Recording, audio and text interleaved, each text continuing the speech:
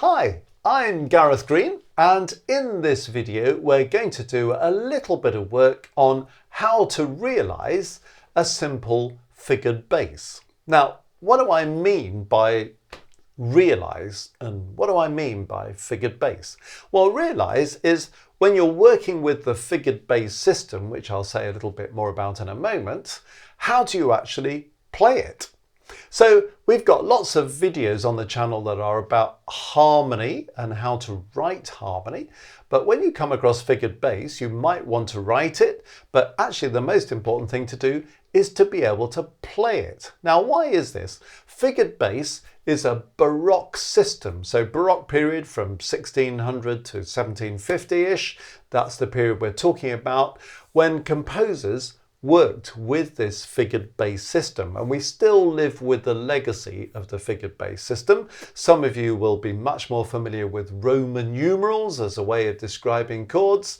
Some of you will work with Roman numerals that combines with a little bit of figured bass as well, because you might know about a root position chord as, say, 1A, and a first inversion chord as 1B, and a second inversion chord as 1C, or you might know about a root position chord as a 1-5-3. That 5-3 comes from figured bass, or a first inversion chord as a 1-6-3. That comes from figured bass, or a second inversion chord as a 1-6-4. That comes from figured bass. And in the Baroque period, the keyboard player would just have a bass line quite often, not in a genuine keyboard piece, but maybe playing in the orchestra or playing with a choir or something, would just have the bass line and these numbers, the figures underneath the bass line that would tell the keyboard player what to play. Quite often, of course, it was the composer themselves who would be playing the keyboard instrument, the harpsichord or the organ, and would be realising the figured bass. And it was a kind of musical shorthand to save you having to write out all the notes. And anyway, if you were the composer, you kind of knew what it was that you'd had in mind when you wrote the piece. But I've always enjoyed playing figured bass. It's a great thing to be able to do, partly just the kind of mental challenge, I suppose, of can you realise the figures in live time and find the chords very quickly, but also when you want to refine the playing of figured bass, actually, how do you decorate around the figured bass in a Baroque style? How do you notice what else is going on in the orchestra or the choir? And you try to incorporate some of that in the way you realise the figured bass. So there's a kind of art to figured bass playing, if you like. But this video is just going to focus on actually, how do I get going if I want to play some figured bass? Well, very quickly, let me explain how these basic chords work, just to recap on something we've talked about. So if I have, well, first of all, if you've got numbers, what it's telling you about is intervals above the bass line. So if I have C in the bass and it says 5-3, it means play C in the bass, have the fifth above it, and the third above it. So that will be a 5-3 above C. But I don't just have to play C, E, G. I keep the C in the bass, but I could organise that chord in any way I want to. I can have any number of parts. I can play this, or this, or this, or this, or this, or this, or this. Any combination of C, E, G, as long as C is sitting in the bass. So the numbers are telling me about intervals above the bass. So if I want to have a root position chord, it's always going to work like the one that I've just demonstrated. So that would involve having a fifth and a third above the bass. Okay, so C, E and G, that's a root position chord. So it's a 5-3. If I have a first inversion chord, that's always going to be a 6-3 chord. So if I have that C in the bass again, a third above it is E, a 6 above it is A. So you can see how that's now a first inversion chord. So I can organise that as long as I keep C in the bass, as long as I use E's and A's, I can organise that exactly how I want to in any way at all. Or if I want to have a second inversion chord, then that will figure as 6/4. So let's take my C in the bass again. There's C. A fourth above C is F. A sixth above C is A. So there's a second inversion chord. So I can organize that in any way that I want to. And that's all those possibilities exist. As long as I keep C in the bass and as long as I'm using F and A, I'm in business. And I can do that on any degree of the scale. So the Roman numerals tell us which degree of the scale is being used when we talk about chord 1, 2, 3, 4, 5, 6, 7. Figured bass doesn't initially tell you that. It tells you what the bass note is, and it tells you what the intervals above that bass note are that you need to play in any given chord. Then you can convert that to Roman numerals and think, oh yes, that's a first inversion of this. So the examples I've given you on C, say we're in C major, well, C, E, G, the root position on C, that's chord 1 in root position. When I went to 6/3, that's now chord 6 in first inversion. When I went to 6/4, that's now chord 4 in second inversion. But if I just took a chord of C major, C, E, G, that would be a 5/3 on C. If I put the same chord in first inversion, I'd have E in the bass, so that will be a chord 1 in first inversion, but it's a 6/3. And if I put it in second inversion, so it's still chord 1, but G's in the bass, it's now a 6/4. So you see how it describes any root position, first inversion or second inversion. Now then, we also have abbreviations in figure bass, because if you put all these numbers in, it would just kind of blind the player, wouldn't it? Numbers all over the place. So we abbreviate. So when we abbreviate, a root position chord is just left blank.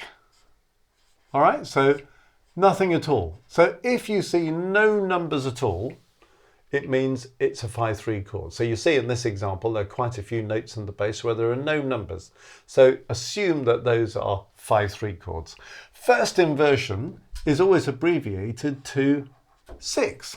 So if you just see 6, well, that means it's a first inversion chord. It's a 6/3 chord. And because second inversions are less common, we write those in full as 6/4. So when you look at the example that I've given you here, you'll see that the entire bass line is either using root position chords or first inversion chords. And just to help get you started, I've written 3 notes in the treble clef. You wouldn't normally have those as part of a figured bass, but it's just to show you what could be the top part there. So let's begin to work through this and see if we can realize this. So if you're a keyboard player wanting to do this, you'll find this quite helpful to kind of work along with me. If you're not a keyboard player, it doesn't matter. It still helps you to think about chords in a slightly different way. So we're in the key of B flat major, and the first note in the bass is B flat, and it's blank. So it's a 5/3 chord.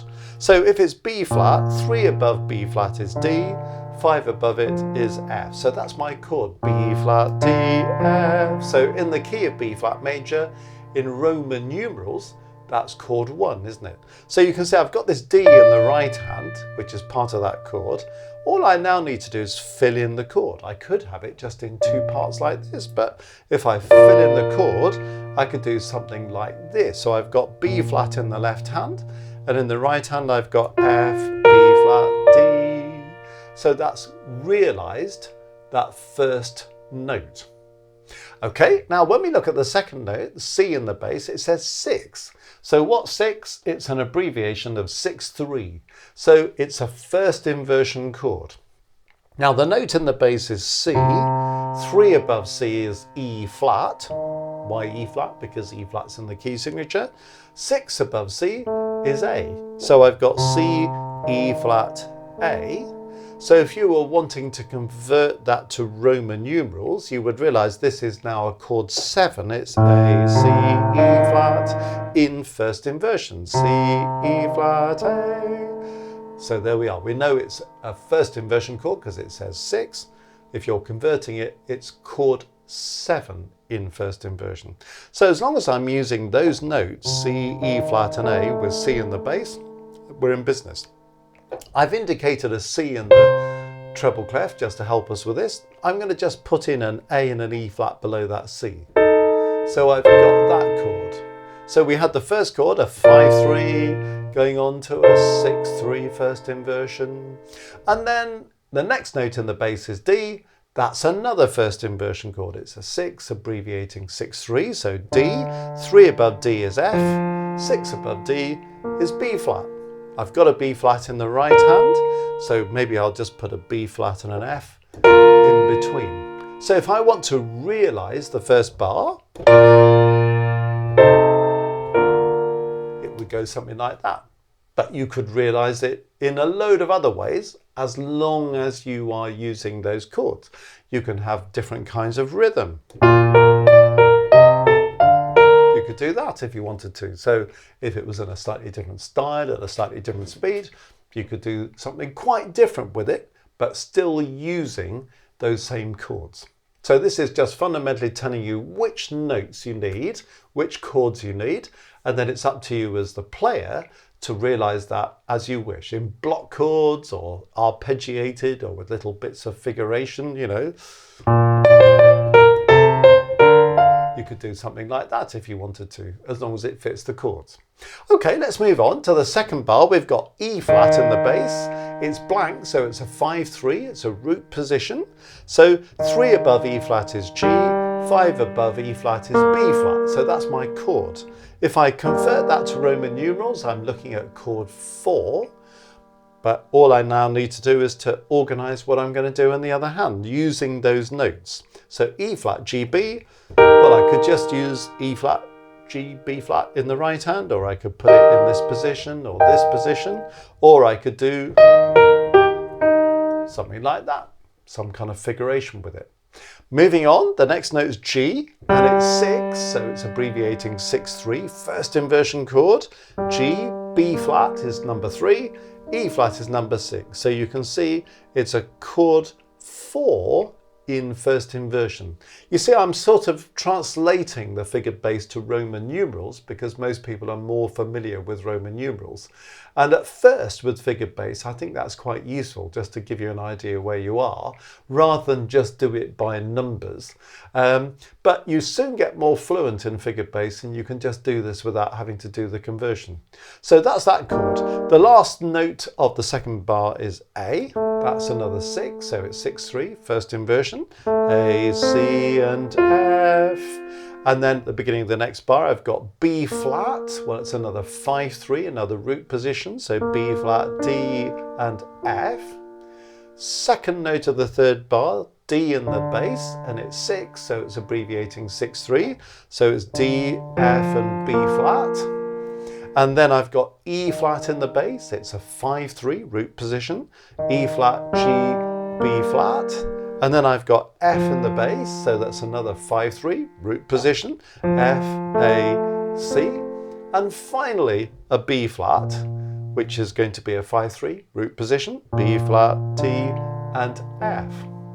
And then you notice other things like the bass finishes by going F, B flat, 5th degree to the 1st degree. And when I do 5-3 chords, I realise the chords are 5, 1, perfect cadence at the end of the phrase. So hopefully this very quickly explains how the basic system of diatonic chords is figured and how it's abbreviated. And now we've just worked through 4 bars of how to actually realise a figured bass in practice. So if we put that together, it might go something like this if I just do it in block chords.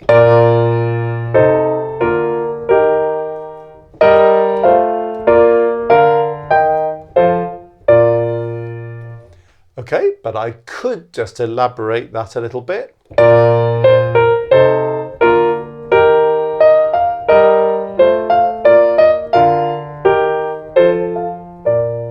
So that's still using block chords, but just inserting other quicker notes in between, other harmony notes or other inessential notes. Or you could do it in more of a sort of 2-part fashion as I demonstrated earlier. But I hope that kind of gets you started with realizing figured bass. So it's a very useful thing to do if you want to understand Baroque style, if you want to understand Baroque thinking, how did composers think from the bass up with this kind of chordal system. And certainly if you play the harpsichord or the organ, you'd be kind of expected to be able to do some figured bass. But even if you don't, it's such a useful way of thinking about your harmony in new ways. So I hope you find that useful and you enjoy having a little play with figured bass. Now, if you want to know more about figured bass and maybe you want to write harmony with figured bass, you might find it useful to look at our advanced theory course at www.mmcourses.co.uk, where we're going to find much more on this. We've got lots of other courses out there on counterpoint and keyboard harmony, aural dictation, all skills that really associate with what this video is covering. Or you might be interested in joining our Maestros program. Lots of perks there, including discounts on courses, but mainly access to a monthly live stream where we can study music together in a very invigorating way with a supportive community of like-minded musicians. So if you go to the website, there's a link on the homepage to Maestros. Anyway, hope you've enjoyed the video and enjoy playing figured bass.